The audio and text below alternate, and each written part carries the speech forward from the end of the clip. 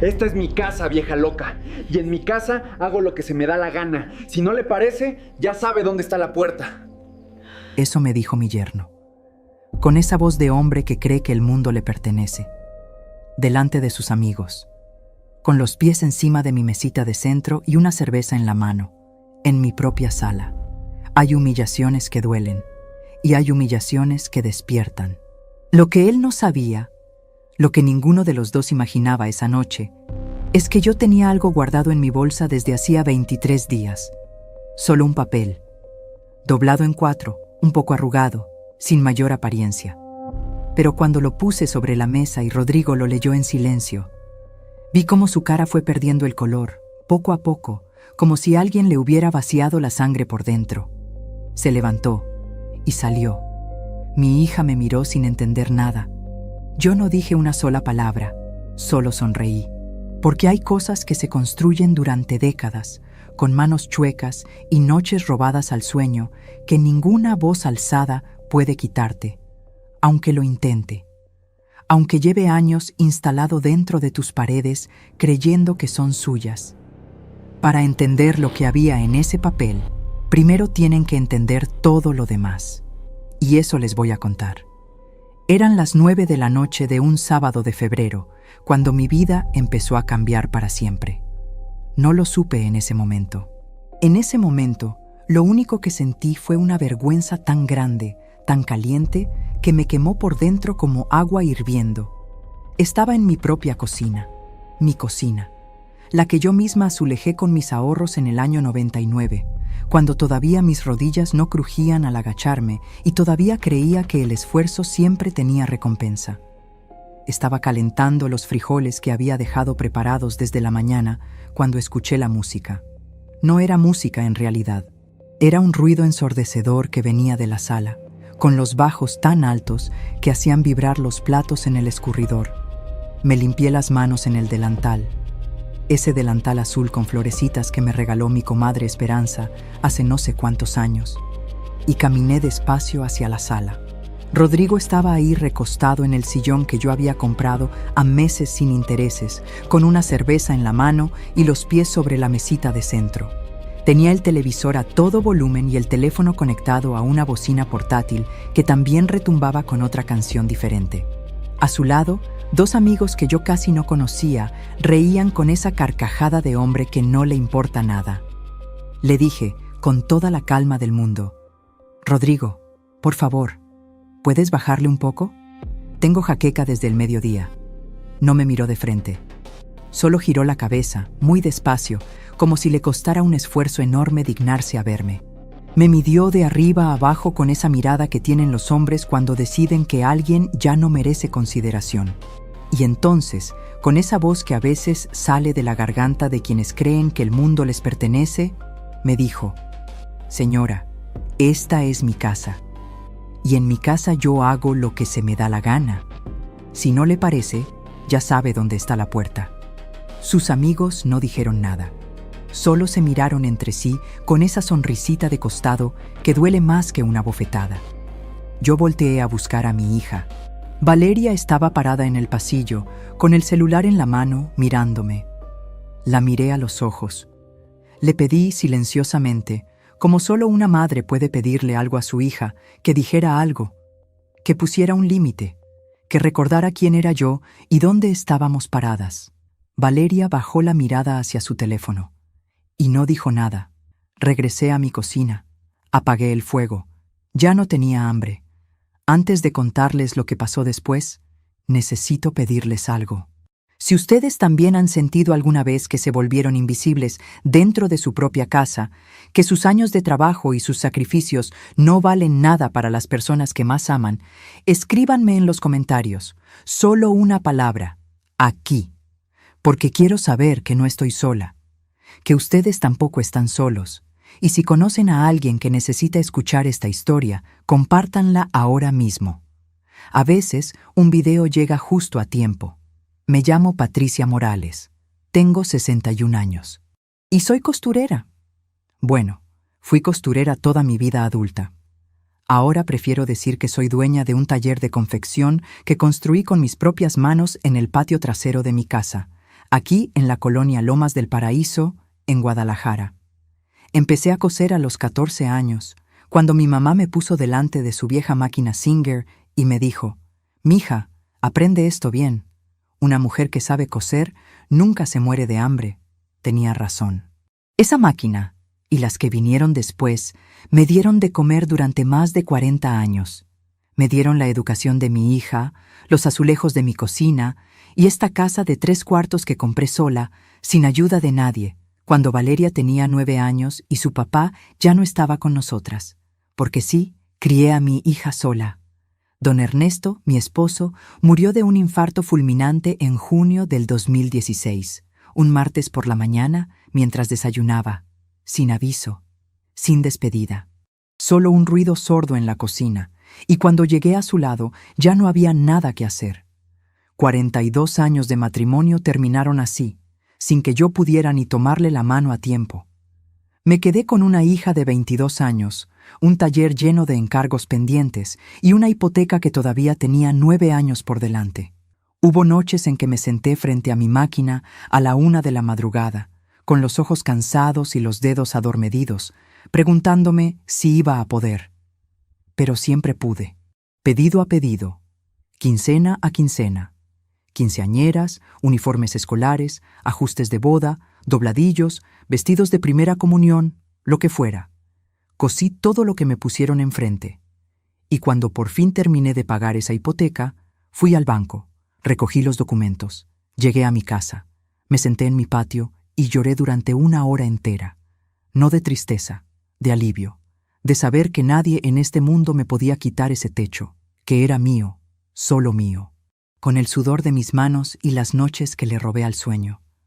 Eso fue hace 11 años. Y en esos 11 años jamás me imaginé que llegaría un día en que yo me sentiría como una extraña dentro de mi propia casa. Rodrigo Espinosa entró en la vida de Valeria cuando ella tenía 28 años. Era atractivo, de esos hombres que hablan bonito al principio, que saben exactamente qué decir para caerle bien a la mamá de la novia.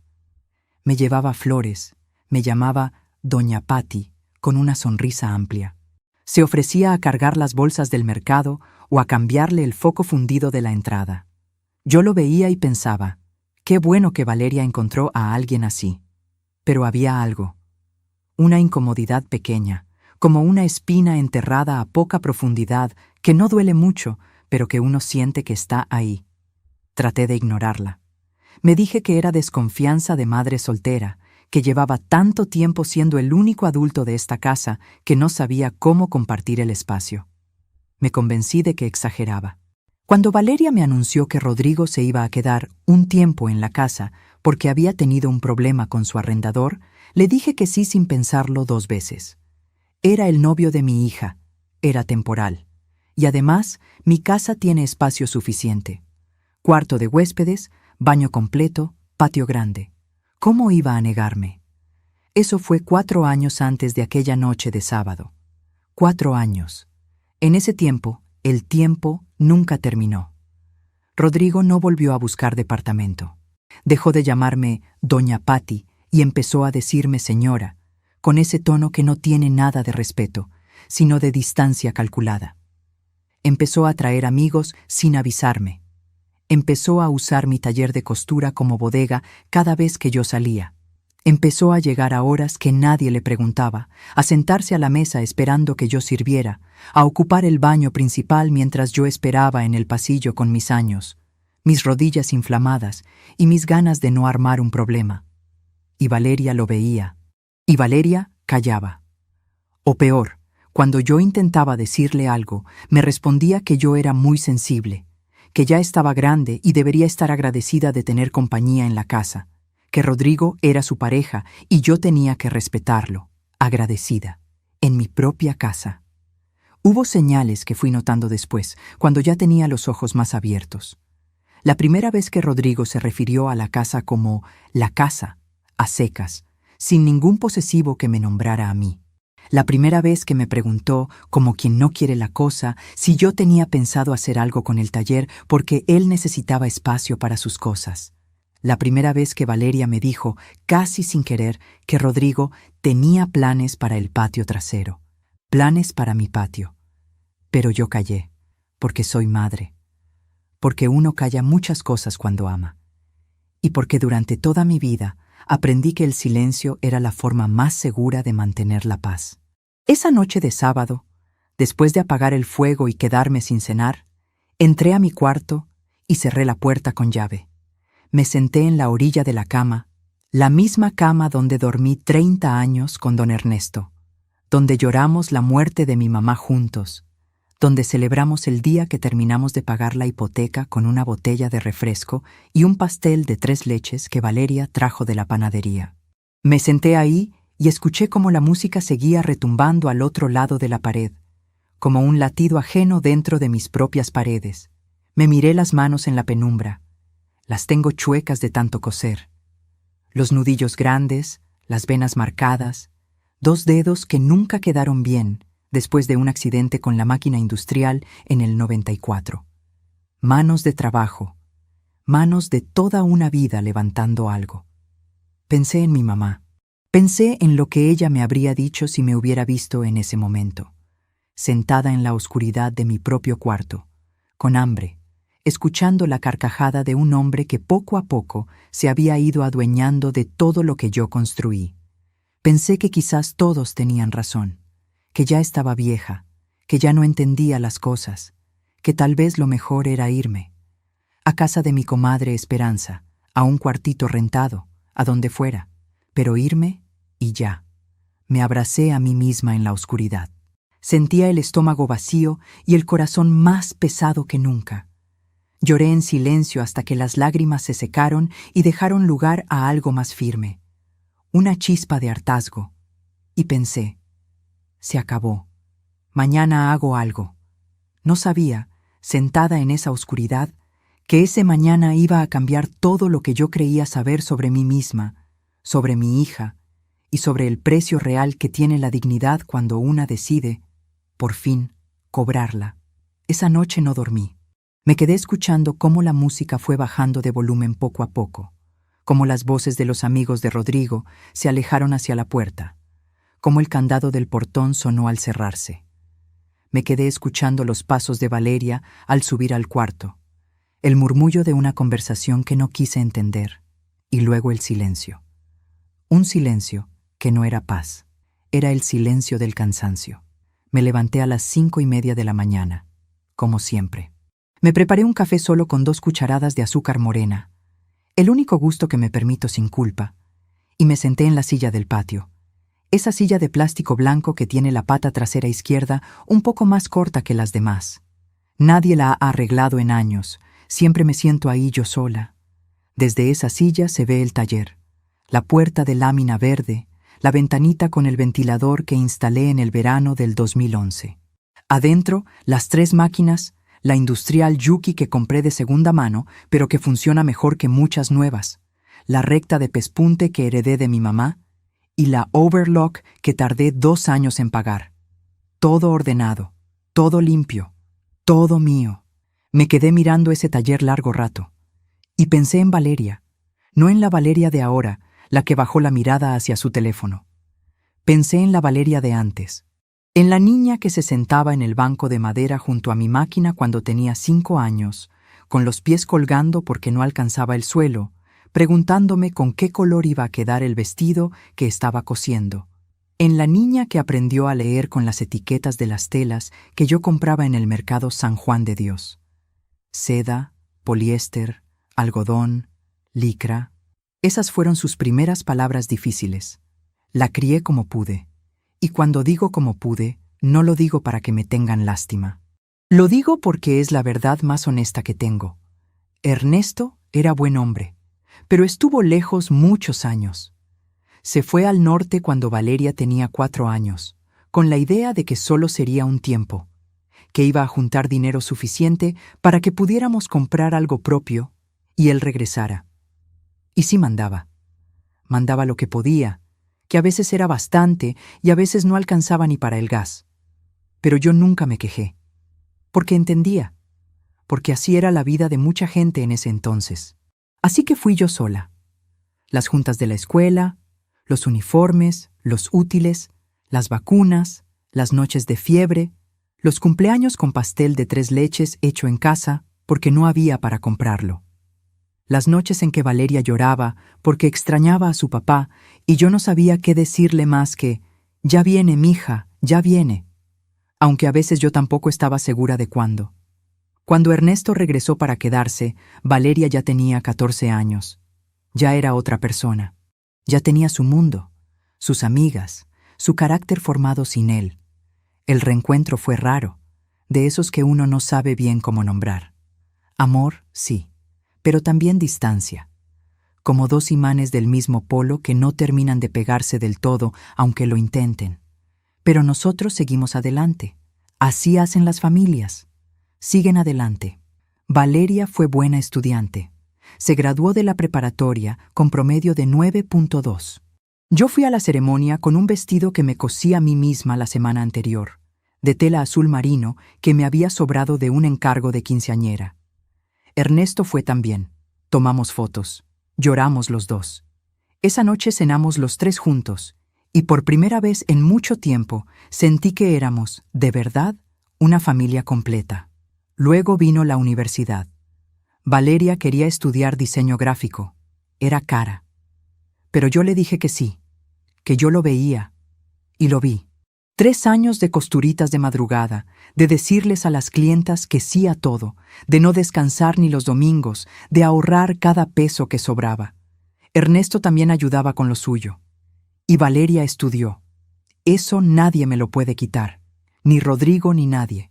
Ernesto murió cuando Valeria terminaba su 2º año de trabajo en una agencia pequeña aquí en Guadalajara. Fue un golpe que nos dejó a las 2 sin piso por meses. Valeria lloró como no la había visto llorar desde niña. Yo también lloré, claro. Pero había algo más que tristeza en mí. Había miedo. El miedo de la mujer que sabe que, desde ese día, volvía a estar sola con todo. Pero me repuse. Una se repone. No porque sea fuerte, sino porque no hay de otra. Y Valeria se repuso también. Siguió trabajando, siguió adelante. Y cuando apareció Rodrigo en su vida, 2 años después de la muerte de su papá, yo quise ver solo lo bueno. Quizás por eso fui tan ciega al principio. La primera vez que algo me hizo ruido fue en una cena de cumpleaños de Valeria, unos 6 meses después de que empezaran a salir. Estábamos en la mesa, los 3 más mi comadre Esperanza, que había venido a acompañarnos. Rodrigo hizo un comentario sobre la comida. Dijo que los frijoles estaban muy aguados para su gusto. Lo dijo con una sonrisita, como si fuera un chiste. Valeria se rió. Esperanza me miró. Yo no dije nada, pero sentí algo frío en el pecho. Después me dije, es nerviosismo, no sabe cómo comportarse todavía. Le di el beneficio de la duda. Luego vino el asunto del taller. Unos 3 meses después de que Rodrigo se instaló en la casa, empezaron a desaparecer cosas pequeñas del patio. Una escalera de aluminio que yo usaba para los cambios del tendedero. 2 cubetas de plástico. Una bolsa de herramientas de Ernesto que yo guardaba en el rincón como si todavía fuera suya. Un día pregunté por la escalera y Rodrigo me dijo, sin levantar la vista del teléfono, que la había prestado a un amigo y que ya regresaba. Eso fue hace 3 años. La escalera nunca regresó. Pero lo peor no fue la escalera. Lo peor fue el dinero. 7 meses después de que Rodrigo se mudó, Valeria me vino a pedir prestado. 5,000 pesos, que era para un pago del coche que Rodrigo debía y que si no lo cubría le iban a quitar las placas. Me lo pidió ella, no él. Yo se los di sin preguntar nada. Era mi hija. Un mes después, otros 3,000, para la tenencia. Luego 2,000 para un médico. Luego 4,000 para no sé qué trámite que nunca quedó claro. Nunca me devolvieron un peso. Y yo nunca pedí, porque era mi hija, y uno no le cobra a su propia sangre, ¿verdad? Así nos enseñaron.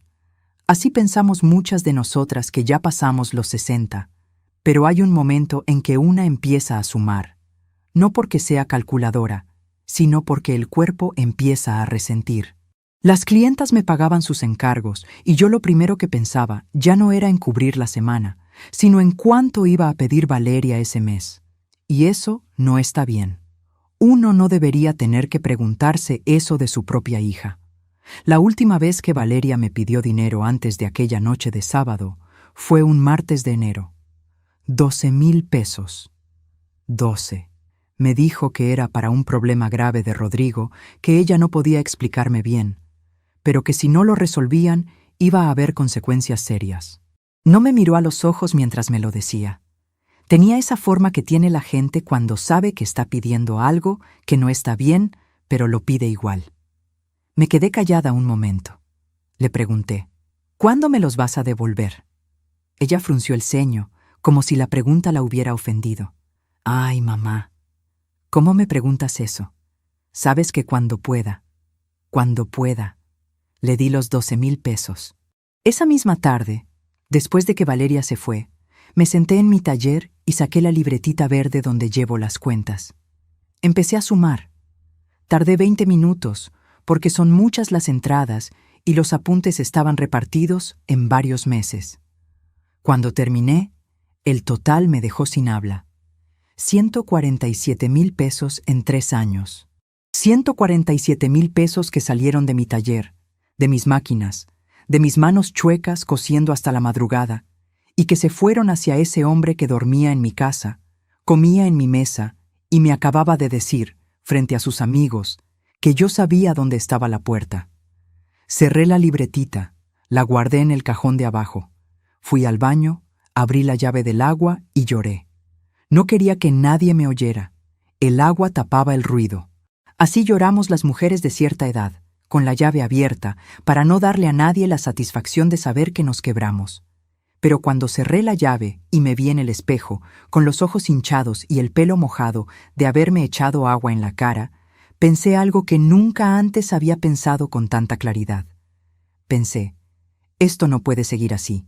No lo dije en voz alta. No se lo dije a nadie, ni a Esperanza, ni a la foto de don Ernesto que tengo en la repisa del cuarto. Solo lo pensé, para adentro, con una calma que me asustó un poco a mí misma. Y unos días después, por primera vez en 4 años, hice una llamada que lo cambiaría todo. La llamada la hice un domingo por la mañana. Esperé a que Rodrigo y Valeria todavía estuvieran dormidos. En esta casa nadie se levanta antes de las 10 los domingos, y salí al patio con el teléfono y una taza de café. Afuera hacía ese frío suave de mañana temprana que huele a tierra mojada y a vecinos que todavía no abren sus ventanas. Me senté en la silla de plástico junto a la maceta del limonero, la misma donde me siento a descansar cuando el taller me pesa, y marqué el número antes de que pudiera pensarlo demasiado. Marqué el número de mi primo Gilberto. Gilberto Morales es abogado. Lleva 23 años ejerciendo en Guadalajara, en un despacho pequeño en la colonia Mezquitán, con 2 secretarias y un pasante que cambia cada año. No somos muy cercanos, no de esos primos que se llaman seguido ni que aparecen en todos los cumpleaños.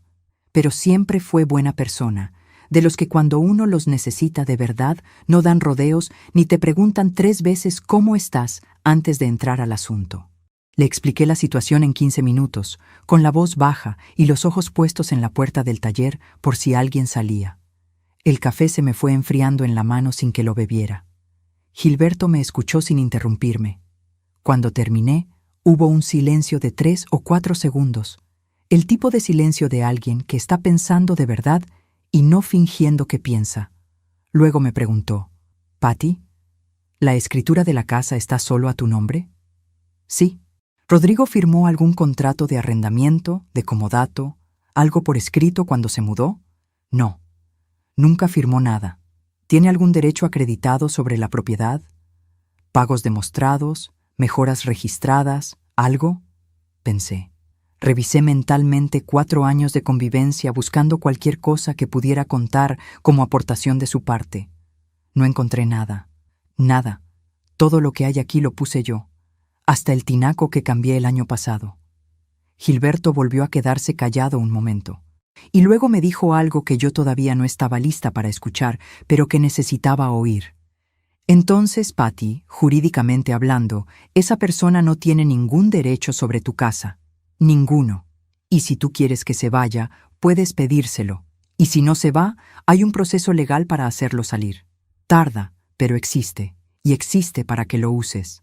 No sé por qué esas palabras me hicieron llorar. Quizás porque llevaba 4 años comportándome como si no tuviera derechos dentro de mi propia casa y alguien me acababa de recordar que sí los tenía. Todos. Completos. Quizás porque a veces uno necesita escucharlo de otra boca para poder creerlo de verdad.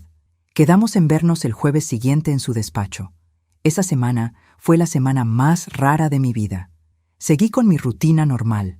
Me levanté a las 5:30, preparé el café, abrí el taller, recibí clientas, cosí, cociné, limpié. Nadie notó nada diferente en mí.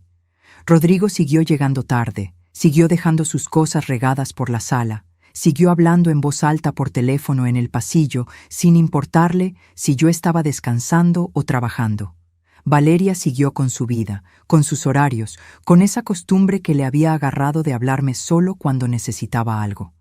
El mundo en mi casa seguía girando exactamente igual que siempre. Pero adentro de mí algo había cambiado. Era una calma extraña. De esas calmas que no son tranquilidad, sino más bien decisión. Como cuando uno sabe exactamente lo que tiene que hacer y ya no hay nervios, solo pasos. Como cuando uno lleva semanas buscando el hilo de una costura y de repente lo encuentra y ya sabe cómo va a terminar el trabajo. El jueves llegué al despacho de Gilberto a las 4 de la tarde con mi bolsa, la escritura de la casa, la libretita verde de las cuentas y 3 recibos de servicios que tenía guardados de los últimos meses. El despacho era más pequeño de lo que yo recordaba. 2 escritorios, una repisa llena de libros gruesos, una planta que necesitaba agua y una ventana que daba a la calle. Me senté frente a su escritorio y él fue explicándome todo con paciencia. Las opciones que tenía, los tiempos, las implicaciones. No me habló como si yo no entendiera, me habló como si yo fuera capaz de entender todo, que era exactamente lo que necesitaba. Había una ruta que no requería proceso judicial largo. Una notificación legal formal de desalojo voluntario, firmada por un abogado, entregada en mano al ocupante. Rodrigo tendría un plazo para desocupar el inmueble de manera voluntaria. Si no lo hacía en el plazo, se abría el proceso formal. Pero en la mayoría de los casos, dijo Gilberto, la notificación sola era suficiente. La gente ve el papel oficial y entiende que el juego ha cambiado. Le pregunté cuánto costaba. Me dijo el número. Era manejable. Mucho menos de lo que yo me había imaginado. Mucho menos de lo que había gastado en 4 años de silencio. Salí del despacho con un nudo en la garganta que no era miedo. Era algo más parecido al alivio anticipado, como cuando uno carga algo muy pesado durante mucho tiempo y alguien le dice, ya puedes soltarlo. Y uno todavía no lo suelta, pero sabe que ya puede. Eso era. Saber que ya podía. Esa noche, mientras servía la cena, observé a Rodrigo con una atención diferente. Ya no lo miraba como uno mira un problema que no sabe cómo resolver. Lo miraba como uno mira algo que ya tiene solución. Estaba sentado a mi mesa, comiendo la sopa que yo había preparado, con los ojos en el teléfono. No dijo buenas noches. No dijo gracias. Masticó, tomó de su vaso y en algún momento dijo en voz alta, sin dirigirse a nadie en particular. Mañana van a venir unos cuates, así que necesito el patio libre desde las 6. Valeria asintió. Yo no dije nada. Pero en mi cabeza, con esa calma nueva que me había instalado desde la llamada a Gilberto, pensé, ya casi no. Lo que terminó de quebrarme por dentro no fue esa noche. Fue 3 días después, un lunes, a las 11 de la mañana. Yo estaba en el taller con una clienta, la señora Remedios, que venía a recoger un vestido de graduación que le había hecho para su nieta. Llevábamos un buen rato probando el vestido, ajustando el cierre en la espalda, hablando de la nieta y del bordado del escote, cuando escuché que el portón de la entrada se abrió. Pensé que era Valeria que regresaba de alguna diligencia. No era Valeria, era Rodrigo, con un hombre que yo nunca había visto. Un hombre de traje, con una carpeta bajo el brazo y unos zapatos negros recién lustrados, que entró a mi casa caminando como si ya supiera dónde estaba todo. Como si ya hubiera estado antes, o como si esperara quedarse. Los escuché en el patio. Escuché a Rodrigo mostrarle el lugar con esa voz que usaba cuando quería impresionar a alguien. Esa voz más grave y más segura que la de todos los días. Por aquí está el patio. Como le dije, es amplio, y ese galeón del fondo también forma parte del terreno. El galeón del fondo, mi taller. Pedí perdón a la señora Remedios. Salí, me planté en la puerta del taller y les pregunté con toda la calma que pude sostener, que no era poca, pero que me costaba mantenerla. ¿Quién es usted y qué hace en mi propiedad? El hombre de traje me miró con una expresión entre sorprendida e incómoda, como si hubiera calculado mal algo importante. Rodrigo se interpuso. Me dijo, con esa sonrisita de costado que yo ya conocía bien, la que usaba cuando quería hacerme sentir que estaba exagerando. Tranquila, señora. Solo estoy enseñando la propiedad a un conocido. No es nada. ¿Enseñando la propiedad? Repetí despacio. Quería que cada palabra se asentara en el aire. Sí, ya le explicaré después. Ahorita estamos ocupados. El hombre del traje carraspeó. Dijo que quizás era mejor volver en otro momento. Rodrigo le respondió que no, que todo estaba bien, con esa seguridad de quien no ha aprendido todavía que no todo lo que uno ocupa le pertenece. Los dos me miraron como si yo fuera un inconveniente menor, como si fuera una empleada que se había entrometido en asunto de adultos. Entré al taller, terminé con la señora Remedios. Le cobré, le envolví el vestido en papel de china como siempre lo hago. La acompañé hasta la puerta. En todo ese tiempo me temblaban las manos. Pero la señora Remedios no se dio cuenta porque yo estaba sujeta a la máquina y la máquina no tiembla. Cuando la señora Remedios se fue y el portón sonó al cerrarse, me quedé sola en el taller. Me senté en mi banco. Puse las manos sobre la mesa frente a la máquina. Las miré. Los nudillos grandes, los dedos un poco chuecones, las venas que se marcan más con el frío. Manos que han cosido la ropa de bodas, de bautizos, de graduaciones de familias enteras de esta colonia. 47 años cosiendo, 47 años. Empecé a los 14 y hoy tengo 61. Este taller lo construí pieza a pieza, igual que todo lo que hay en esta casa. Con trabajo, con madrugadas, con años de no gastar en lo que no era necesario para poder tener lo que sí era importante. Y ese hombre, que llevaba 4 años viviendo en mi casa sin pagar un peso, sin firmar nada, sin aportar nada, estaba mostrándole a un desconocido mi taller, mi patio, mi terreno. Hablando de ellos como si fueran suyos, como si ya hubiera tomado una decisión que a mí nadie me había consultado, como si yo fuera parte del inventario. Fue en ese momento, sentada sola en mi banco, cuando escuché una voz dentro de mí que hacía mucho tiempo no escuchaba. No era la voz del enojo, era algo más hondo, más frío, más firme. La voz que uno oye cuando ya terminó de tener paciencia con algo, y esa paciencia no va a volver. Hasta aquí, sin drama, sin llanto, sin gritos.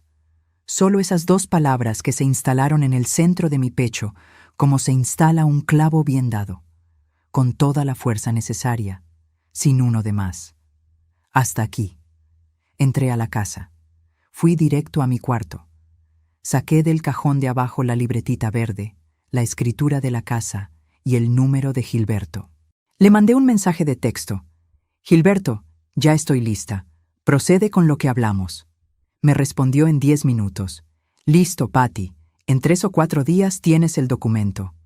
Guardé el teléfono. Me senté en la orilla de la cama. Respiré hondo. Afuera, del otro lado de la pared, escuché a Rodrigo despedirse del hombre de traje con esa risa que usaba para caerle bien a la gente. Una risa que ya no me llegaba. No iba a decirle nada a Valeria todavía. No iba a cambiar mi trato con Rodrigo. No iba a hacer ningún escándalo, ningún reclamo, ninguna escena. Iba a seguir levantándome a las 5:30, preparando el café, abriendo el taller. Iba a seguir siendo Patricia Morales, la costurera de la colonia Lomas del Paraíso, la que siempre tiene una sonrisa para sus clientas y no le gusta armar problemas. Pero mientras hacía todo eso, por debajo, en silencio, como se cose el forro de un abrigo que nadie ve pero que sostiene todo por dentro, iba a estar ejecutando el plan más importante que había tomado en 61 años de vida. 4 días después, Gilberto me mandó un mensaje. Solo decía, ya está, pasa cuando quieras. Fui esa misma tarde, sin decirle a nadie a dónde iba. Me entregó el sobre, un sobre blanco, tamaño carta, con membrete del despacho y los datos de Rodrigo escritos afuera con una letra limpia y formal que no admitía ambigüedades. Adentro, la notificación legal de desalojo voluntario. Su nombre completo, la dirección de mi casa, el plazo de 30 días para desocupar el inmueble, las consecuencias legales si no cumplía. Lo leí 3 veces, de pie junto al escritorio de Gilberto. Cada vez lo leí más despacio, dejando que cada párrafo me entrara bien. Era en papel. Era oficial. Era real. Lo doblé en 4, lo metí en mi bolsa y lo cargué ahí dentro durante 23 días esperando el momento exacto, sin prisa, con la certeza de quien sabe que el tiempo ahora trabaja para ella. Ese momento llegó una noche de sábado de marzo, con una música a todo volumen, 2 amigos que reían, una cerveza y una voz que me dijo que yo ya sabía dónde estaba la puerta. No supo, en ese momento, que la puerta que él me señaló era exactamente la misma por la que él iba a tener que salir. Esa noche, después de que Rodrigo leyó el papel y salió de la sala, me quedé sentada en mi sillón durante un buen rato. El televisor seguía encendido pero sin sonido, con la luz azulosa parpadeando sobre las paredes como si no supiera que la fiesta ya había terminado. La bocina portátil estaba apagada. En la mesita de centro quedaron 2 botellas de cerveza a medias, un cenicero que nadie me había pedido permiso para poner ahí y unas servilletas arrugadas tiradas sin cuidado. Lo miré todo con esa calma nueva que ya se me había vuelto costumbre. Valeria se me acercó despacio. Se sentó a mi lado en el sillón, en el mismo lugar donde Rodrigo había tenido los pies encima toda la noche, como si ese fuera su sillón y esta fuera su sala. Me miró con esa expresión que tienen los hijos cuando algo no entienden, pero sienten que es serio. Esa expresión que mezcla el miedo con la pregunta. «Mamá, ¿qué era ese papel?», le respondí con calma, con la misma voz que uso cuando le explico a una clienta el presupuesto de un trabajo complicado. Una notificación legal. Le pide a Rodrigo que desocupe la casa en un plazo de 30 días. Valeria se quedó sin habla por varios segundos. La vi procesar. Vi el momento exacto en que las palabras le llegaron de verdad. Luego dijo, con la voz un poco quebrada, «¿Cómo que desocupe? ¿Lo estás corriendo?». «No lo estoy corriendo. Le estoy notificando legalmente que esta casa es mía y que tiene un plazo para irse. Eso es todo». «Pero mamá, él vive aquí. Nosotros vivimos aquí. ¿Me estás corriendo a mí también?». «A ti no. A ti nunca. Esta es tu casa también, Valeria. Siempre lo ha sido y siempre lo será. Pero Rodrigo no tiene ningún derecho legal sobre esta propiedad. Ninguno. Nunca firmó nada, nunca aportó nada y esta noche me faltó el respeto delante de sus amigos, en mi propia sala. Delante de mí. Como si yo no estuviera o como si estarlo no importara. Ya no puedo seguir mirando para otro lado». Valeria se paró. Tenía los ojos brillosos. Ese brillo que no termina de volverse llanto, pero que duele igual. «No puedo creer que estés haciendo esto. ¿Sabes lo que le vas a hacer a mi relación? Lo que le pase a tu relación, mija, no depende de mí, depende de él». No dijo más. Se fue a su cuarto. Escuché la puerta cerrarse, no de golpe, pero con esa firmeza que tiene la gente cuando quiere demostrar que está enojada sin llegar a perder el control del todo. El sonido exacto de alguien que todavía no sabe cómo procesar lo que acaba de pasar. Me quedé sola en la sala. Levanté las 2 botellas de cerveza, las vacié en el fregadero, las puse a lavar. Limpié la mesita de centro con un trapo húmedo, sin apuro, esquina por esquina. Recogí el cenicero, que no era mío y que al día siguiente iba a desaparecer discretamente, y lo dejé junto al fregadero. Apagué el televisor, apagué la luz de la sala, y me fui a dormir. Dormí esa noche como no había dormido en años, profundo, sin sobresaltos, sin quedarme escuchando ruidos de la casa, sin despertarme a las 3 de la mañana con ese peso en el pecho que uno no sabe nombrar, pero que lleva ahí tanto tiempo que ya casi lo confunde con su propio corazón. Como duerme la gente que ya tomó una decisión y sabe que no hay vuelta atrás. Como duerme, pensé al despertar, la gente que se volvió a pertenecer a sí misma. Al otro día, lunes, me levanté a las 5:30 como siempre. Café, patio, taller. Las clientas de los lunes son siempre las mismas. Doña Carmen con sus dobladillos, que llega puntual a las 9 con su bolsita de tela y sus modales de señora que no cambia sus costumbres ni en terremoto. La señora Pilar que trae los uniformes de los nietos con toda la semana de sudor encima, pero con una sonrisa que uno no puede no agradecer. Una joven que lleva meses encargándome blusas de lino y que cada vez me trae la tela doblada con más cuidado, como si ya supiera que a mí me importa cómo. Llegan las cosas. Atendí a todas. Cobré. Anoté en la libretita. La mañana olía a hilo y a café recalentado, y a esa normalidad que es la cosa más valiosa del mundo cuando uno está en medio de algo difícil. Rodrigo no apareció en toda la mañana. Valeria salió a trabajar sin pasar por la cocina, sin despedirse, sin café. Escuché el portón cerrarse y me pregunté qué cara habría puesto al salir a la calle, si habría llorado, si le habría dicho algo a Rodrigo antes de irse. A las 2 de la tarde escuché que el portón se abría. Eran los pasos de Rodrigo, ese caminar que uno aprende a reconocer después de 4 años de compartir paredes y silencios. Entró a la casa, fue directo a su cuarto y estuvo ahí adentro como 1 hora. Escuché que abría cajones, que movía cosas con ese tipo de desorden que hace ruido adrede, como si quisiera que yo lo escuchara desde el taller. Escuché que hablaba por teléfono con voz baja, en ese tono urgente que se usa cuando uno está pidiendo ayuda y no quiere que nadie más lo oiga. A las 3 salió. Pasó frente a mi taller sin detenerse, sin mirarme, con los hombros tensos y la mirada fija al frente. Y se fue.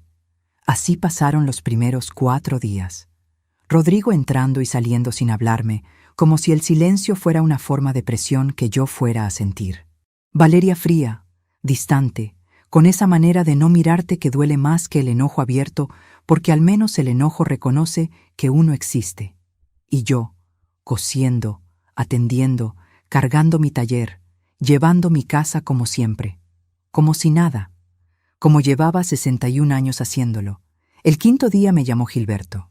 Me avisó que Rodrigo había contactado a un abogado, alguien de quien Gilberto conocía el nombre, y que, según me explicó, con una tranquilidad que a mí me resultó muy reconfortante, no tenía mucho con qué trabajar, que ese abogado le había dicho que tenía 30 días según la notificación, pero que iba a intentar argumentar derechos adquiridos por tiempo de residencia. Gilberto me explicó con paciencia que ese argumento tenía muy poco sustento, dado que nunca hubo contrato, nunca hubo pago de ningún tipo, y la escritura estaba a mi nombre sin excepción alguna. ¿Y cuánto tiempo puede alargarse si él decide no irse voluntariamente?, le pregunté. Podría alargarse, pero hay algo que obra muy a tu favor, Patty. Él no tiene trabajo formal, ¿verdad? Que yo sepa, no. En 4 años nunca le conocí un trabajo fijo, un cheque de nómina, nada que yo pudiera identificar como empleo. Entonces tampoco tiene con qué pagar un abogado por mucho tiempo. Estos casos, cuando no hay dinero de por medio para alargar el proceso, suelen resolverse rápido. La gente se cansa cuando no tiene con qué sostener el desgaste. Colgué el teléfono y volví a mi máquina. Puse el hilo en la aguja y seguí cosiendo.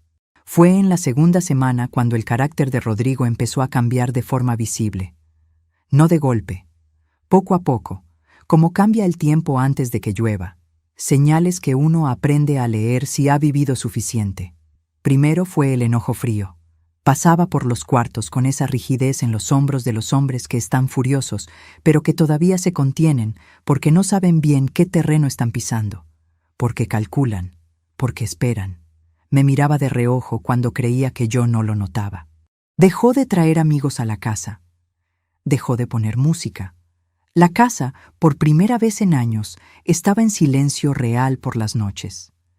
Luego vino el intento de hablar. Un martes por la noche, cuando yo estaba terminando de recoger la cocina, guardando las sobras, limpiando la estufa, esa rutina de media hora que he hecho sola casi toda mi vida. Rodrigo entró y se quedó parado junto a la mesa. Cruzó los brazos, los descruzó. Apoyó una mano en el respaldo de la silla. Yo seguí limpiando la estufa sin voltear, pero lo vi todo con el rabillo del ojo. Señora, necesito que hablemos.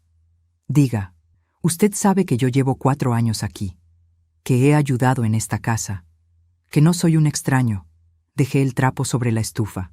Lo miré de frente por primera vez en días, directo a los ojos, sin apuro, sin enojo. Rodrigo, ¿en qué ha ayudado usted en esta casa? Abrió la boca, la cerró. Le vi la cara de alguien que está buscando en sus bolsillos algo que sabe que no encontrará. ¿Pagó alguna vez la luz, el agua, el gas, el teléfono, algo del mercado, alguna reparación, algún impuesto predial? ¿Alguna vez llegó a esta cocina con algo que no fuera para usted? No dijo nada. ¿Me devolvió algo de los 147,000 pesos que le presté a usted a través de mi hija en 3 años? ¿Algún peso de eso? El silencio que siguió fue el silencio de alguien que sabe que no tiene respuesta y que está midiendo si puede enojarse en lugar de responder. Rodrigo se endureció. Me dijo apretando la mandíbula, con esa voz que la gente usa cuando quiere sonar firme, pero solo suena vacía. Eso fue un préstamo entre usted y Valeria. Yo no tengo nada que ver con eso. Tiene razón, le respondí. Usted no tiene nada que ver con nada de lo que hay en esta casa.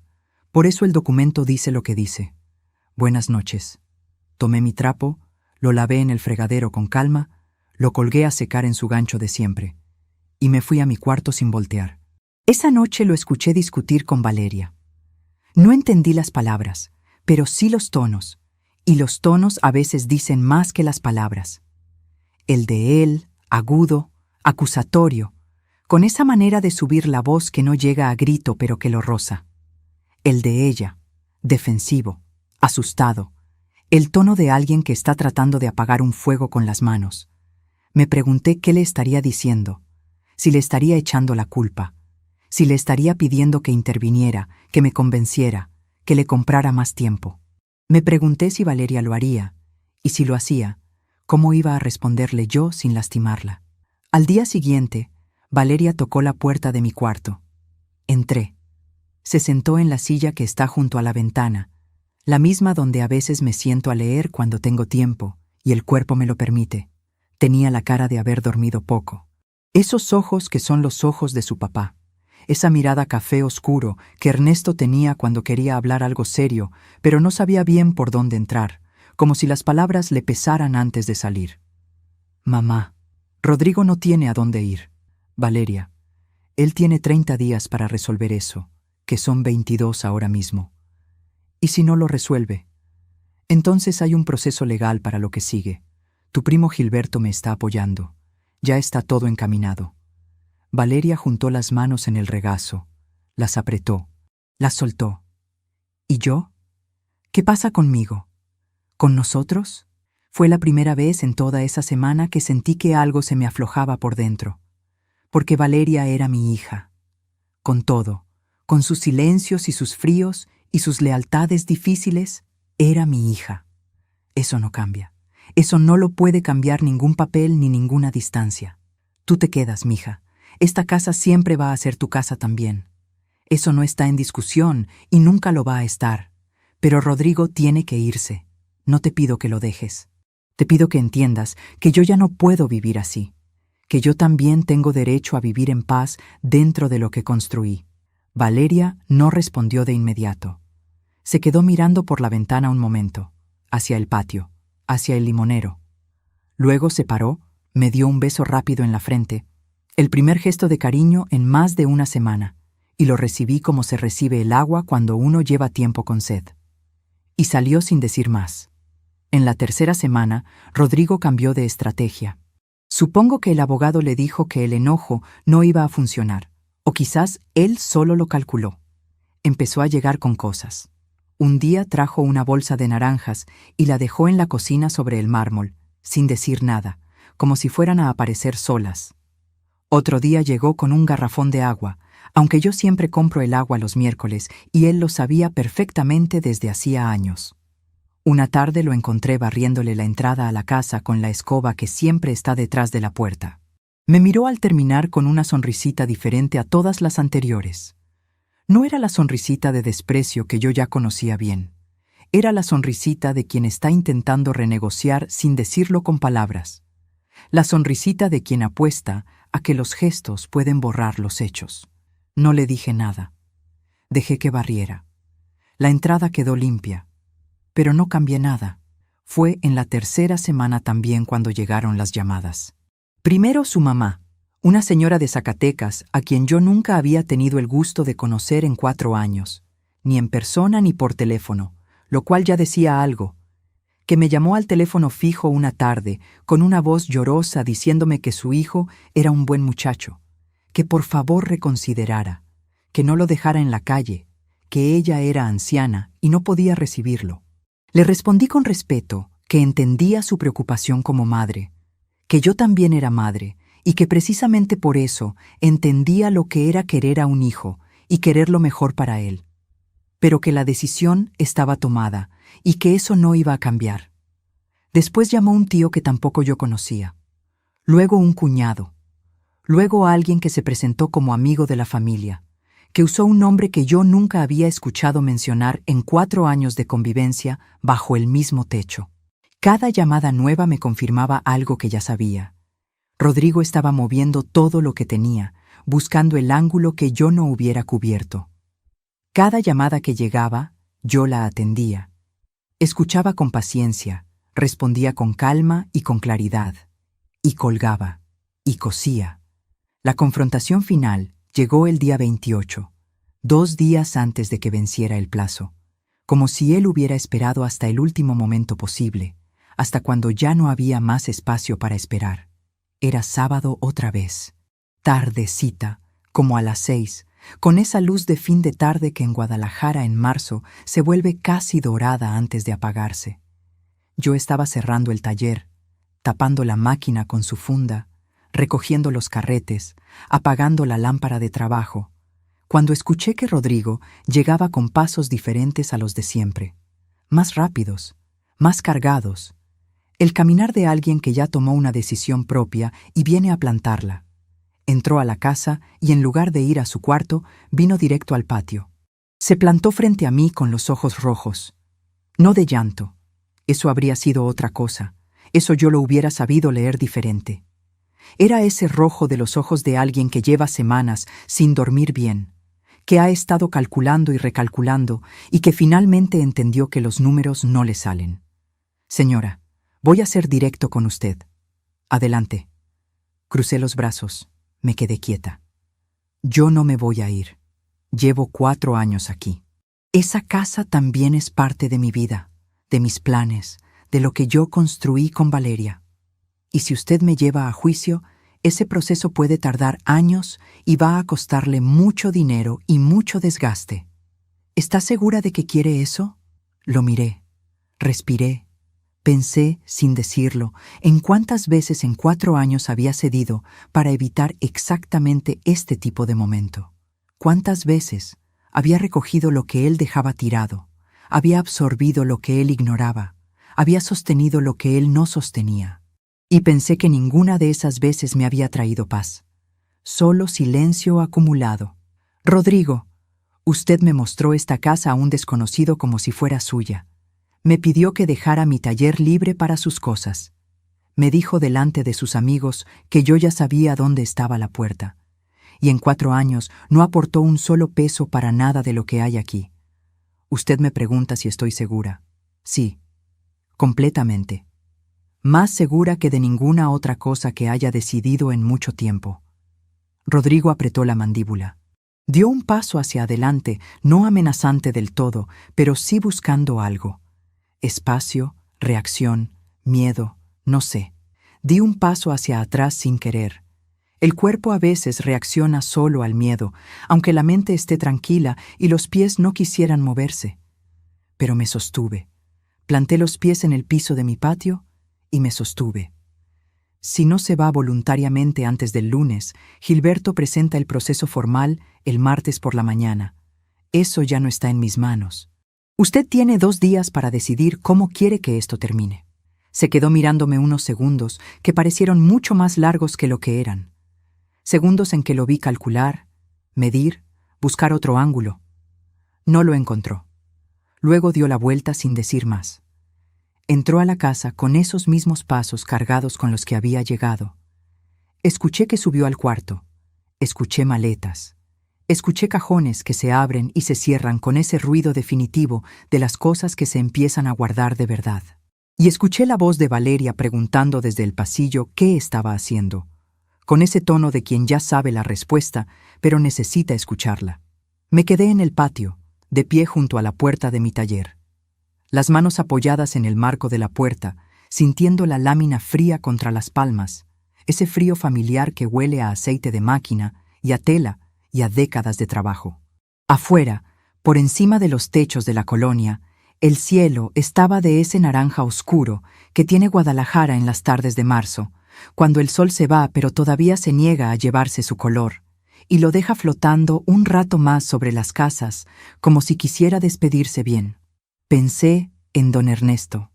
Pensé en cuántas veces lo había visto cruzar ese mismo patio cargando madera, herramientas, la olla grande cuando hacíamos caldo en familia, y la casa se llenaba de gente y de ruido bueno. Pensé en él viniendo del trabajo, cruzando el portón, saludando desde el patio antes de entrar. Pensé en que esta casa había sido testigo de cosas mucho más difíciles que esto, de pérdidas que de verdad duelen. Pensé que él estaría de acuerdo conmigo.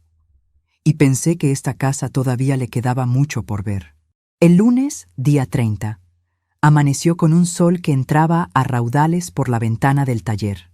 Ese sol de marzo que cae de lado por las mañanas y pinta todo de un amarillo suave, que no calienta todavía, pero ya promete. Me levanté a las 5:30, preparé el café con la misma calma de siempre, abrí la puerta del patio.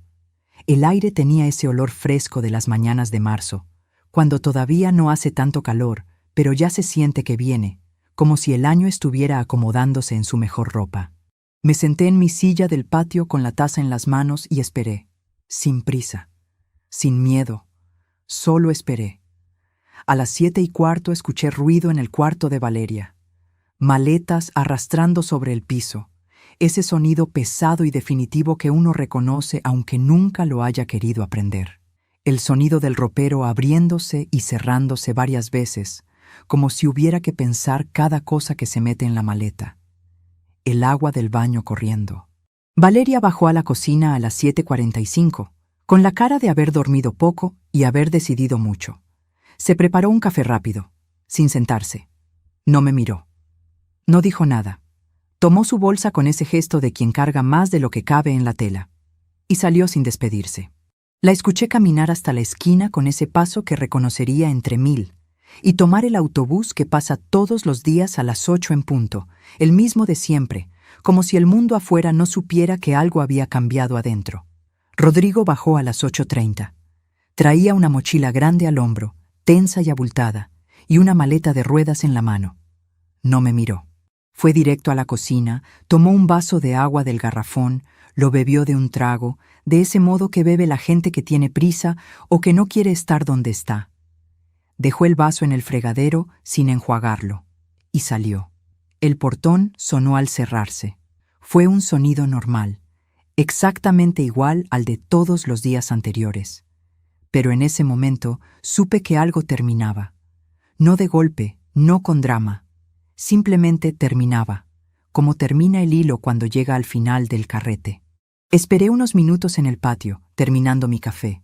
Luego entré al cuarto que había sido de ellos.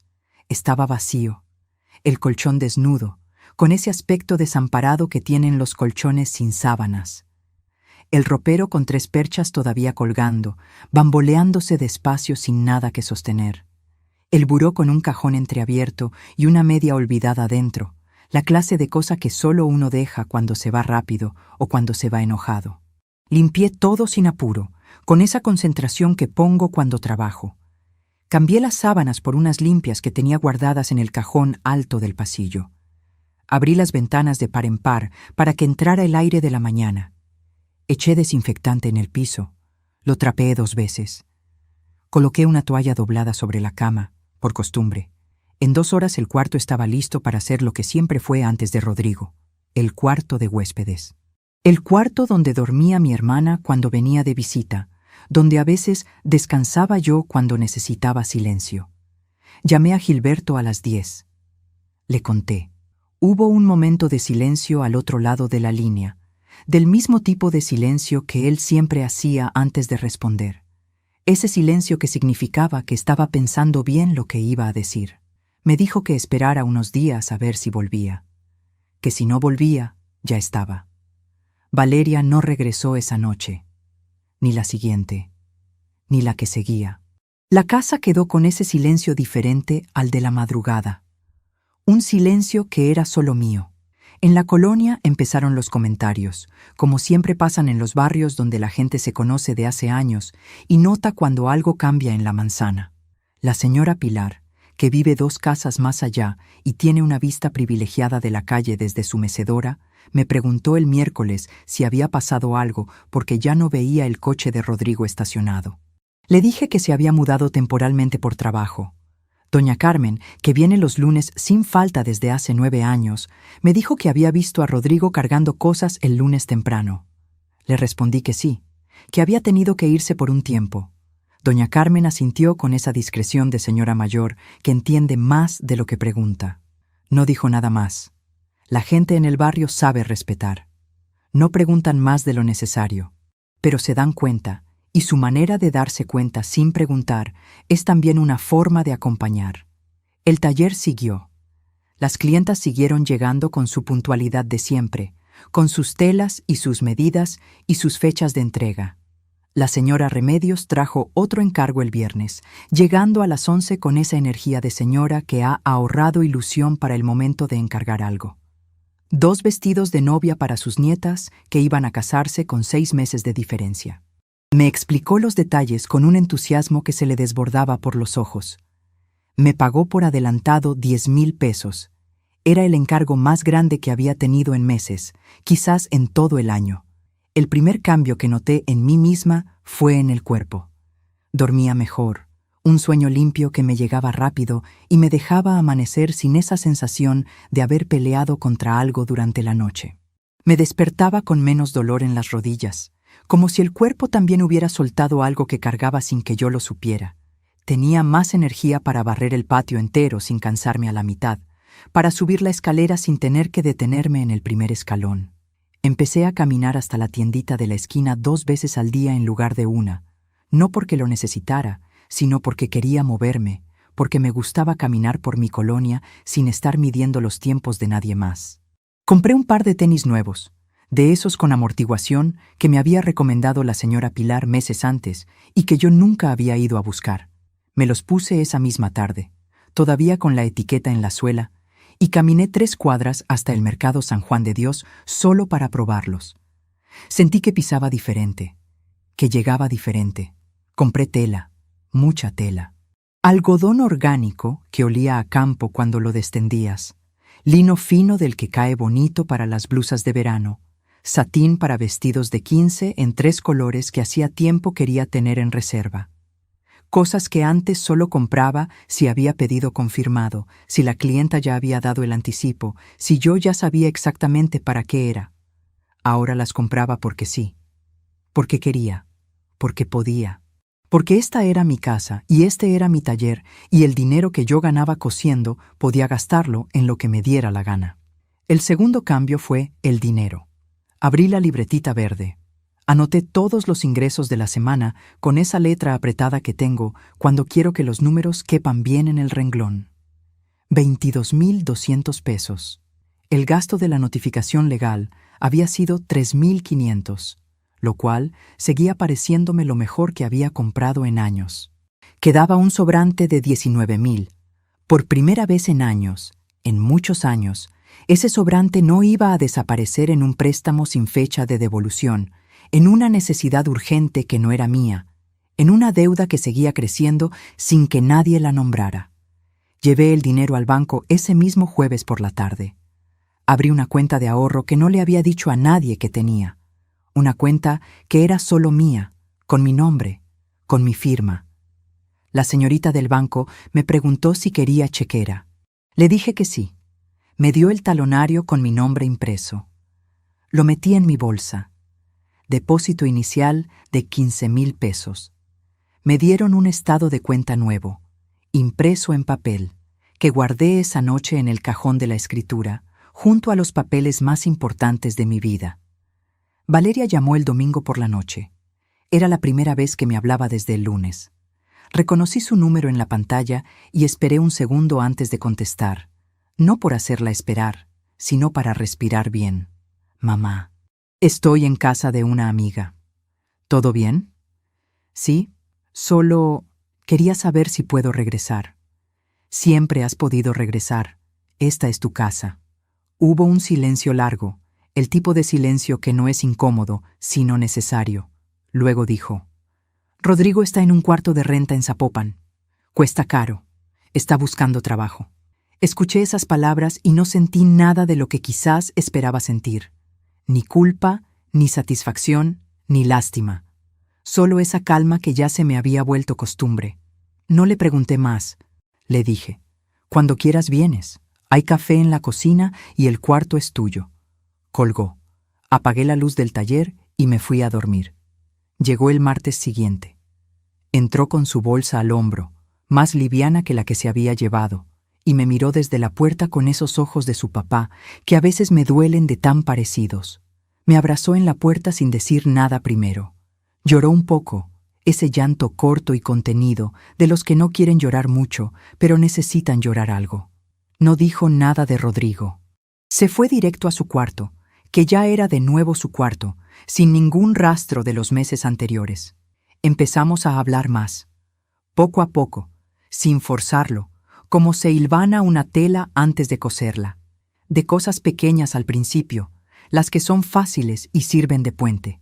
El tiempo, que ese año se había portado raro, las clientas, que cada una tiene su historia, la señora Pilar, que se había caído en el mercado y roto la muñeca y seguía yendo a misa los domingos con el yeso puesto porque ella no faltaba a la misa ni con la mano caída. Luego de cosas más grandes, de las que pesan y que uno no puede seguir cargando solo. De cómo se sentía ella, de cómo me sentía yo, de lo que habíamos perdido y de lo que nos quedaba. Me contó que Rodrigo había intentado quedarse con ella en el cuarto rentado, pero que el dueño no permitía parejas sin contrato previo y sin referencias laborales, ninguna de las cuales Rodrigo podía demostrar. Que había discutido con él por teléfono varias veces, discusiones largas y agotadoras, que él la había culpado de todo, primero a ella, luego a mí, luego a los dos, que ella había dejado de contestarle al tercer día. No le pregunté detalles. No necesitaba saber más de lo que Valeria decidiera contarme. Era su proceso, no el mío. Mientras tanto, en el barrio, Rodrigo empezó a aparecer de vez en cuando, como aparece la gente que ha perdido su lugar y todavía no sabe bien a dónde moverse. Lo vi el jueves caminando por la calle principal, sin coche, con una bolsa de supermercado en la mano y la mirada en el piso. Me vio. Desvié la vista sin apuro y seguí caminando. La señora Pilar me contó con ese tono suyo de no juzgar, pero informar que lo había visto preguntando trabajo en una ferretería de la colonia vecina. Doña Carmen dijo que lo había visto cargando bultos en el mercado central un miércoles por la mañana, tempranito, con ropa de trabajo que no era la que él acostumbraba. No pregunté más, no me interesaba. Esa parte de la historia ya no era mía. El negocio del taller creció de una manera que no esperaba, pero que recibí como se recibe una planta que uno sembró hace tiempo y que de repente florece cuando ya casi se le había olvidado regarla. La señora Remedios me recomendó a 3 amigas que necesitaban vestidos para una boda familiar en mayo, una boda de esas grandes de rancho que requieren telas buenas y tiempos cumplidos. Terminé los 2 vestidos de novia en 10 días, trabajando con esa concentración que me entra cuando el trabajo es bonito y me deja sola con la máquina. Me pagaron 28,000 pesos, los contaron sobre mi mesa con ese respeto que la gente tiene cuando sabe que está pagando trabajo hecho con cuidado. Compré una máquina de bordar eléctrica de segunda mano por 9,000, una Singer que estaba casi nueva porque la señora que la vendía había dejado de coser por los ojos. La instalé en el rincón del taller junto a la ventana. Ahora podía hacer encajes y detalles que antes me tomaban horas a mano y podía hacerlos bien, parejos, bonitos. Valeria empezó a ayudar, no en el taller. Ella con sus manos finas y su paciencia corta no es para coser, y eso no tiene nada de malo. Pero sí en la casa, en los espacios donde sí puede. Cocina conmigo los domingos o intenta cocinar mientras yo superviso desde la orilla de la silla sin decir que superviso. Me acompaña al mercado los sábados y carga las bolsas más pesadas sin que yo se lo pida. Un sábado de esos me dijo entre un puesto de verduras y otro que había encontrado un trabajo nuevo, mejor pagado, en una agencia más grande, y que podría empezar el mes siguiente. Me lo dijo como quien comparte una buena noticia y también como quien pide permiso de estar contenta. Le dije que me alegraba mucho, y me alegraba. Un día, 3 meses después de que Rodrigo se fue, recibí una llamada. Era él. Lo reconocí por el número antes de contestar y me quedé un momento con el teléfono en la mano, calibrando lo que sentía. No era mucho. Señora, quería saber si puedo recoger unas cajas que dejé en el cuarto del patio. Le dije que sí, que viniera cuando quisiera. Vino esa misma tarde, a las 5, cuando el sol ya bajaba. Entró con esa manera de entrar de quien ya no sabe si tiene derecho a entrar, pero entra de todas formas. Se veía más delgado, más reducido en algún sentido que va más allá de los kilos, más cansado, con esas ojeras marcadas de quien no ha dormido bien en semanas o de quien ha estado pensando demasiado. Pidió permiso en voz baja para entrar al cuarto del patio. Se lo di con un gesto. Cargó 3 cajas de cartón, las mismas que yo había visto arrumbadas en el rincón y que nunca había abierto. Las puso en su coche. Un coche más viejo que el que tenía antes, con un golpe en el salpicadero que no estaba. Y antes de irse, se me acercó en el patio. Se detuvo a 2 metros de mí. Me miró. Juntó las manos, las separó. Señora, lo que pasó, lo siento. Lo miré. Pensé en decir algo y no encontré nada que valiera la pena decir. No era el momento de reproches, ni de explicaciones, ni de perdonar en voz alta. Era solo el momento final de algo que ya había terminado hace mucho, mucho antes del sobre blanco. No dije nada. Se fue. Desde esa tarde no lo he vuelto a ver. La casa ahora es diferente. Hay menos ruido. Sin la bocina, sin las voces, sin los pasos de alguien que nunca terminaba de llegar del todo. Y ese silencio es el silencio bueno, el que tiene textura propia y que uno aprende a distinguir del silencio de la soledad. Valeria y yo cenamos juntas casi todas las noches, a veces en silencio también, pero en el silencio de 2 personas que están cómodas en el mismo espacio. Le conté historias de don Ernesto que ella no conocía, las de antes de que ella naciera, las que guardé tanto tiempo que casi se me habían olvidado. Le mostré fotos viejas que tenía guardadas en una caja de zapatos en el fondo del ropero, fotos en blanco y negro con los bordes amarillos. Reímos de cosas que antes no nos permitíamos recordar, o que no nos habíamos dado el tiempo de recordar juntas. Un día, caminando de regreso del mercado con las bolsas bien cargadas y los tenis nuevos pisando parejo, pasamos por la casa donde vive la señora Pilar. Nos vio desde la puerta, aún con el vendaje en la muñeca, y nos invitó a entrar con ese gesto amplio que tienen las señoras de su generación cuando invitan, que es más una orden cariñosa que una pregunta. Tenía un pastel de zanahoria recién hecho, todavía tibio, con un glaseado blanco que olía a vainilla desde la entrada. Nos sentamos las 3 en su sala, con los platos en las rodillas y el café en la mesita, y nos quedamos hasta las 7 de la tarde, hablando de todo y de nada, de las clientas de la cuadra, de cómo había cambiado el barrio en 20 años, de recetas y de remedios, y de las cosas pequeñas que hacen que un día sea bueno. Esa noche, al llegar a casa con el sabor del pastel todavía en la boca, me senté en mi silla del patio. El sol se ponía sobre los techos con ese naranja oscuro de las tardes de marzo, ese color que Guadalajara tiene cuando el cielo se despide. Puse las manos sobre la mesa del taller, que ahora tenía una capa de barniz nuevo que le puse yo misma un sábado por la tarde, con brocha y lija y mucha paciencia. Sentí el barniz liso y frío bajo las palmas. Sentí el peso familiar de esos dedos chuecos que han cosido todo lo que esta casa necesitó, de esos nudillos grandes que saben más de trabajo que de descanso. Y por primera vez en mucho tiempo, en demasiado tiempo, sentí que todo estaba en su lugar. No perfecto, no terminado, pero en su lugar. Como una costura bien cerrada. No se ve por dentro, no la lucen, pero sostiene todo lo que va encima. Han pasado 9 meses desde aquella noche de sábado de marzo. Es noviembre ahora. Guadalajara ya entró en esa época del año donde las mañanas son frescas y las tardes todavía tienen sol suficiente para secar la ropa en el tendedero sin tardarse. El olor a tierra mojada después de la lluvia de la noche se queda pegado en el patio hasta el mediodía, y yo lo recibo con gusto, porque es el olor de una casa que respira tranquila. El taller está más lleno que nunca. Tengo una lista de espera de 15 clientas para los meses de diciembre y enero. Vestidos de Navidad, quinceañeras, bautizos. La máquina de bordar eléctrica trabaja a toda marcha, y hay días en que el ruido de la aguja sobre la tela es la mejor música que conozco, porque cada puntada me recuerda que esto fue mío desde siempre. Valeria me ayudó a poner un letrero nuevo en la entrada. Taller Patricia Morales, confecciones a medida. Es de madera, pintado a mano por un muchacho del barrio que cobra poco, pero hace bonito trabajo. Lo primero que veo cada mañana cuando abro la puerta principal es mi nombre, y eso tiene un peso que no cambiaría por nada. Valeria vive aquí conmigo. Su trabajo nuevo va bien. Gana suficiente para cubrir sus gastos y ahorrar un poco.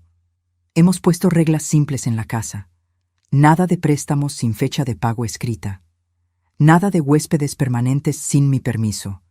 Nada de música a todo volumen después de las 9 de la noche. Son reglas que no necesitamos gritar. Solo las vivimos. Y lo que más me alegra es que Valeria las cumple no por obligación, sino porque entiende que este orden es el que nos mantiene bien a las dos. Un día de octubre, Valeria me contó que se había encontrado a Rodrigo en el supermercado. Estaba solo, comprando cosas básicas. Le preguntó cómo estaba. Él le dijo que bien, que había conseguido trabajo fijo en una ferretería de Zapopan, que pagaba lo justo, pero era estable. Le dijo que todavía vivía en el cuarto rentado, pero que estaba ahorrando para algo mejor. No le pidió nada. No mencionó volver. Solo preguntó por mí. Valeria le dijo que yo estaba bien, que el taller iba mejor que nunca, que la casa estaba en paz. Él asintió, pagó sus compras, se fue. Eso fue todo. Y cuando Valeria me lo contó, yo la escuché sin que se me moviera nada por dentro. Ni rencor, ni alivio exagerado. Solo la tranquilidad de quien ya cerró una puerta con calma y sin arrepentimiento. Mi comadre Esperanza viene los jueves por la tarde. Trae su café en termo y nos sentamos en el patio a hablar mientras el sol baja despacito entre las macetas y los pájaros hacen su escándalo de siempre. Me contó que la señora Pilar se está recuperando bien de su muñeca rota, que doña Carmen va a ser abuela otra vez, que en la colonia hay un muchacho que abrió una taquería nueva que está quedando buena. Hablamos de todo, de la tele, del clima, de los precios que suben, de cómo a nuestra edad uno aprende a no cargar pesos que no le corresponden. Y hay algo en esas tardes de jueves, en el vapor del café, en el ruido lejano de la calle, en las carcajadas por alguna tontería, que me recuerda que la vida ordinaria también es una forma de dicha. Una noche de la semana pasada, después de cenar, Valeria y yo nos sentamos en la sala. Sacamos la caja de zapatos con las fotos viejas. Le mostré una que no conocía. Ernesto y yo en nuestra boda, de novios, con 23 años los dos. Ella sonrió. Me preguntó cómo nos conocimos. Se lo conté todo. Cómo me invitó a bailar en una fiesta del barrio. Cómo tardó 3 meses en pedirme que saliéramos. Cómo me regaló una pulsera de cuentas que todavía tengo guardada. Ella escuchó con mucha atención, con los ojos brillantes, como si fuera la primera vez que entendía que su mamá también había sido joven, también había tenido miedo, también había amado sin saber del todo cómo terminaba la historia. Esa noche, antes de dormir, me puse la pulsera. La tela ya está un poco gastada, pero las cuentas siguen firmes. Me la puse en la muñeca izquierda, junto a mi reloj de siempre. Me miré en el espejo del cuarto. 62 años recién cumplidos. Arrugas nuevas alrededor de los ojos, pelo más blanco, pero los hombros derechos, la cabeza alta. Y en esa imagen del espejo vi algo que no siempre supe reconocer. A una mujer que se quedó de pie. Al día siguiente fui al banco. Revisé la cuenta de ahorro. El saldo estaba en 84,000 pesos. Retiré 5,000. Fui al mercado. Compré carne buena para hacer birria. Compré frutas frescas. Compré una botella de vino tinto que nunca compro porque siempre pensé que era gasto innecesario. Llegué a casa. Cociné para Valeria y para mí con tiempo y con ganas, sin apuro, poniendo el sazón con la mano y el olfato como me enseñó mi mamá. Pusimos la mesa en el patio. Brindamos con el vino. Reímos hablando de tonterías. Y en ese momento, sentada en mi silla del patio, con un vaso de vino en la mano y mi hija enfrente, supe que todo había valido la pena. Cada noche difícil, cada papel que firmé con mano temblorosa, cada mañana que me levanté sin saber bien para qué, todo. Si me preguntan qué aprendí de todo esto, les diría que lo más importante que una aprende después de los 60 es que la dignidad no se pide, se toma, que el silencio no siempre es debilidad. A veces es el espacio donde uno arma su plan más fuerte, que criar hijos no significa darles todo sin límites. Significa enseñarles que el mundo tiene reglas y que las casas que uno construye con sudor propio, con años de trabajo honesto, no son de nadie más, son suyas. Y nadie tiene derecho a quitarle eso a una persona que se lo ganó. Si están escuchando esto y alguna vez se han sentido invisibles en su propia casa, si alguna vez han bajado la cabeza porque pensaron que la edad les quitaba derechos, escuchen esto. No es así. Tienen todos los derechos, todos. Y hay papeles, hay leyes, hay primos abogados y hay fuerza adentro de uno que no se acaba con los años. Esa fuerza no grita, no hace escándalo, pero cuando se despierta, mueve cosas grandes. Si esta historia les removió algo por dentro, déjenme un me gusta. Suscríbanse al canal para que no se pierdan las próximas. Y lo más importante, cuenten su historia en los comentarios. ¿Cuántas veces han callado cuando debieron hablar? ¿Cuántas veces han dado sin recibir? ¿Cuántas veces han sentido que sus manos de trabajo no valían nada? Escriban. Compartan este video con esa tía, esa vecina, ese hermano que necesita escucharlo hoy mismo. Porque a veces una historia llega justo cuando alguien necesita recordar que todavía tiene tiempo de poner límites, de recuperar su casa, de recuperar su paz, de volver a ver su propio nombre en la puerta y saber que eso significa algo. Gracias por quedarse conmigo hasta aquí. Nos vemos en la próxima.